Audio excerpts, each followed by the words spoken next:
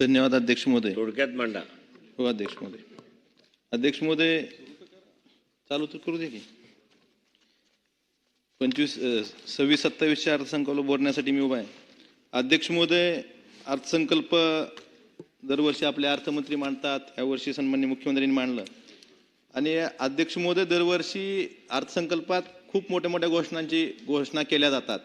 त्यात ज्या लोकप्रिय घोषणा असतात, लोकांना कानाला चांगल्या वाटल्या अशा घोषणा असतात.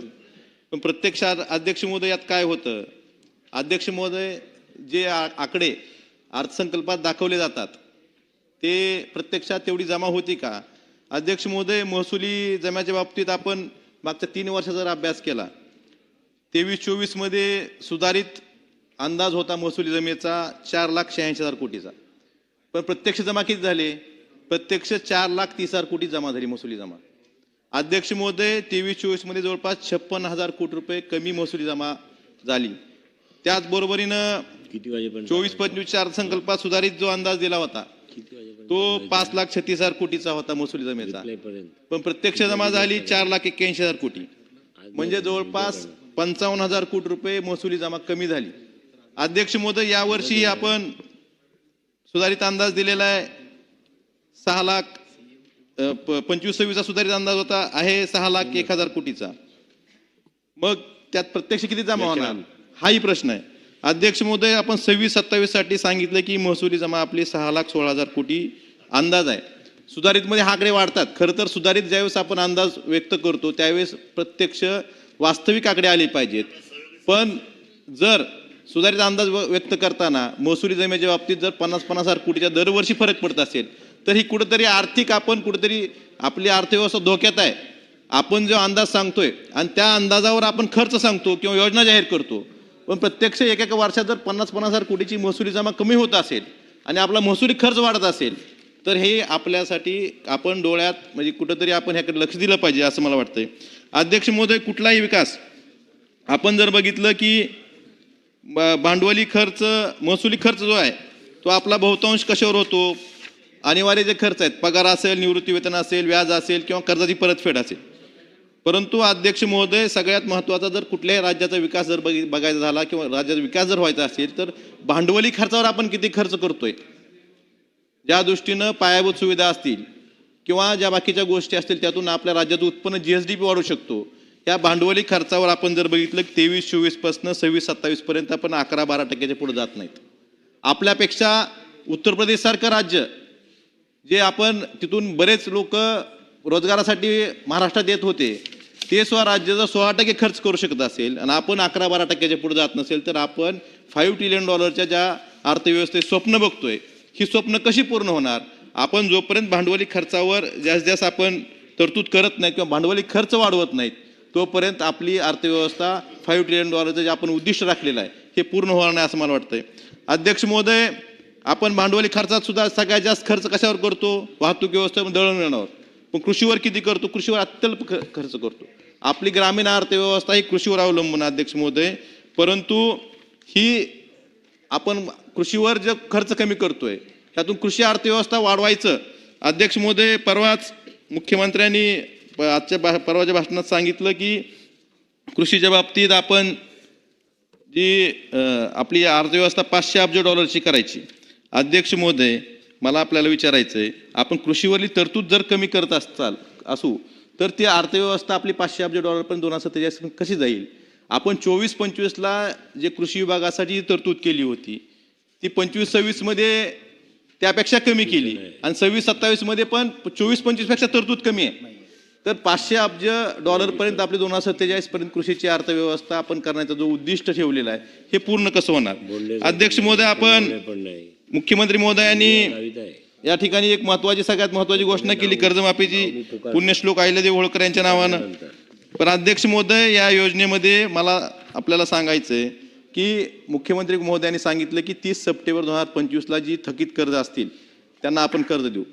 पण आपल्याला आठवण करून द्यायची 31 मार्च महिन्यात, मागच्या 2025च्या मार्च महिन्यामध्ये सरकारच्या वतीने असं सांगितलं गेलं होतं की कर्जमाफी आता होणार नाही, तुम्ही कर्जाची चालूबाकी नवजुनं करून घ्या. मग सरकारच्या वतीने सांगितलं गेलं, त्यामुळे शेतकऱ्यांनी कर्जमाफीचं आपले कर्ज जे होतं शेतकऱ्यांचं ते त्यांनी नवजुनं करून घेतलं. एकतर शेतकरी 31 मार्चला नवजुनं करून घेतात किंवा 30 जूनला करून घेतात. मग अशा वेळेस तुम्ही सरकारच्या वतीनं सांगता की कर्जमाफी होणार नाही, तुम्ही तुमच्या कर्जाचं नवजुनं करून घ्या, कर्ज परतफेड करून घ्या. पण नंतर तुम्ही आता सांगता की 30 सप्टेंबरची डेडलाईन धरून या ठिकाणी जे थकीत असतील त्यांना आम्ही कर्जमाफी देऊ. अध्यक्ष महोदय, अर्थसंकल्प जर बघितला यात कुठलीही तरतूद दिसून येत नाही. ही कर्जमाफी लागू कधी करणार, ह्यात पात्र शेतकरी कुठले? आपण बघतोय की 19 मध्ये माननीय उद्धवजी ठाकरे साहेबांनी कर्जमाफी 2 लाखापर्यंत केली होती. पण जसं त्यावेळेस 2 लाख केली होती, आपण कर्ज राज्याचं वाढतंय, प्रत्येकाचं कर्ज वाढतंय, मग शेतकऱ्यांचं कर्ज वाढलं नाही का? मग तो आकडा 2 लाखावरनं आपण का वाढवला नाही, ह्याचं उत्तर आपण दिलं पाहिजे. अध्यक्ष महोदय, कर्जमाफीच्या बाबतीत फक्त पीक कर्ज माफ करणार आहेत का आपण? पात्र शेतकरी म्हणजे कोणते, त्यांचे निकष काय, ह्याबाबत कुठली स्पष्टता नाही. अध्यक्ष महोदय, यात जर कर्जमाफी तुम्हाला खरीच करायची असली तर तुम्हाला पीक कर्जच नाही तर बाकीचे जे शेतकरी शेतीपूरक व्यवसाय आहेत, दुग्ध व्यवसाय असेल, पॉलिहाऊस असतील, ह्या सुद्धा कर्जाची माफी शेतकऱ्यांची झाली पाहिजे. आणि ही कर्जमाफीची मर्यादा 2 लाखाची वाढवून 5 लाखापर्यंत केली पाहिजे. आणि जे नियमित कर्ज परतफेड करणार आहेत त्यांची सुद्धा दरवेळेस 50,000 सरकार देतं, त्यांना पण मदत वाढवून दिली पाहिजे. त्यामुळे ही सुद्धा मर्यादा आपण 50,000हून कमीत कमी 1 लाख रुपये तरी नियमित कर्ज परत करणारा दिली पाहिजे असं मला वाटतंय. अध्यक्ष महोदय, आपण सांगायचं झालं तर कृषीच्या बाबतीत बोलायचं झालं तर आपण 25-26 मध्ये आपल्या भांडवली खर्चाच्या 5.9% तरतूद ठेवली होती आणि 26-27 मध्ये तरतूद वाढवाय सोडून आपण ती तरतूद 5.2%वर आणली. तेलंगणासारखं राज्य 10.1% खर्च करतं, पंजाबसारखं राज्य 9.9% खर्च करतं, पश्चिम बंगालसारखं राज्य 6.8% खर्च करतं आणि आपलं राज्य मात्र मागच्या वर्षीपेक्षा तरतूद कमी करून फक्त 5% कृषी क्षेत्रावर खर्च करतं. मग आपली ही अर्थव्यवस्था, आपली शेतीची अर्थव्यवस्था $500 अब्ज पण जाणार कशी, ह्याचं उत्तर सन्माननीय मुख्यमंत्र्यांनी द्यावं. अध्यक्ष महोदय, दुसरे विभाग आपण बघितलं झालं तर शिक्षणाच्या बाबतीत आपण विचार केला तर महाराष्ट्र राज्य 25-26 मध्ये आपल्या राज्यात शिक्षणासाठी 15.4% तरतूद होती. मग 26-27 मध्ये ही तरतूद वाढली पाहिजे होती, पण ही तरतूद 1% कमी झाली, 14.4% झाली. बिहारसारखं राज्य जे मागासलेलं राज्य आहे ते 21.60% खर्च हा शिक्षणावर करतं आणि आपण फक्त 14.4% खर्च करतो. ही खरं तर महाराष्ट्रासाठी दुर्दैवाची गोष्ट आहे. राजस्थानसारखं राज्य 18% खर्च करतं. अध्यक्ष महोदय, आरोग्याच्या बाबतीत विचार केला तर नॅशनल हेल्थ पॉलिसीनुसार कमीत कमी 8% हे आरोग्यावर खर्च केले पाहिजेत. आपण खर्च किती करतोय? 25-26 मध्ये आपण आपल्या 25-26च्या सुधारित अर्थसंकल्पामध्ये आरोग्यासाठी आपली 44,517 कोटी रुपयाची तरतूद होती आणि 26-27 मध्ये किती तरतूद केली आपण? 37,456 कोटी. म्हणजे आरोग्यावरील तरतूद आपण जवळपास 16% कमी केली. मग आपल्या सर्वसामान्य माणसाला चांगलं आरोग्य कसं मिळेल ह्याचा आपण विचार केला पाहिजे. अध्यक्ष महोदय, गुजरात सारखं राज्य 8.6% तरतूद करतं आरोग्यावर, राजस्थानचं राज्य 8.4% खर्च करतं. तर आपण या तरतुदी कमी करून आपण विकास कसा साधणार आहोत हेही आपण सांगितलं पाहिजे. अध्यक्ष महोदय, ऊर्जा विभागाच्या बाबतीत सांगायचं झालं तर आपण 24-25 मध्ये 20,000 कोटी रुपये तरतूद होती. 25-26 मध्ये जे सुधारित अंदाजपत्रक होतं आपलं त्यात आपण 37,899 कोटी रुपये तरतूद केली होती. परंतु 26-27च्या आता जे अंदाजपत्रक आपण अंदाज व्यक्त केलेला आहे त्यात तरतूद फक्त 25,215 कोटीची केली. अध्यक्ष महोदय, ऊर्जा विभागासह आपण 33% आपली तरतूद कमी केलेली आहे. ही का केली? आपल्या ऊर्जा विभागाच्या सगळ्या गरजा पूर्ण झाल्यात का हे आपण सांगणं गरजेचं आहे. त्यामुळे आपण असंच आपण GSDP वाढवायचं म्हणतो, आपण $5 ट्रिलियन इकॉनॉमी करायचं म्हणतो, पण ह्या तरतुदी का कमी करतोय ह्याचंही उत्तर दिलं पाहिजे. अध्यक्ष महोदय, सगळ्यात महत्त्वाचं सर्वसामान्य माणसासाठी असतं समाज कल्याण आणि पोषण. अध्यक्ष महोदय, यासाठी आपण महाराष्ट्रासारखं राज्य 8.4% खर्च करतं आणि झारखंड सारखं राज्य त्या ठिकाणी 17% खर्च समाज कल्याण पोषणावर खर्च करतं. अध्यक्ष महोदय, मला आपल्याला एवढं सांगायचं आहे की आपण 25-26 मध्ये सुधारित जो अंदाज व्यक्त केला होता त्यात 81,015 कोटी रुपयाची तरतूद केली होती.